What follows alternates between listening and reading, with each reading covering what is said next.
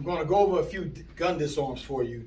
And before we step into this, I want to explain something about weapon disarmaments. You know, there's a lot of people who call them bull crap. There's a lot of people who think they're magical and amazing.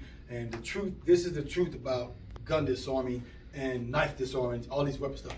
This stuff is something that everybody's doing their best to give you something to do when your life is in immediate danger. You have no choice but to either die or try to go for that weapon.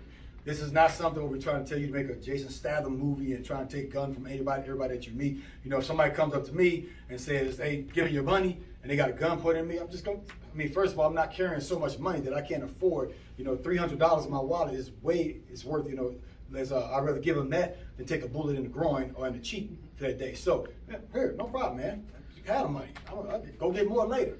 Okay, so just keep that in mind. And these techniques, there's a lot of fancy stuff out there, and it's easy to create fancy stuff when you don't challenge or test it. And it can't be tested. I can create, oh, go ahead, point that at my head. Point at my head. Yeah. I can create all kinds of fancy takeaways because it'll never be a point where he can use a real gun with a real bullet and say, let me see if that worked before I shoot you in your face.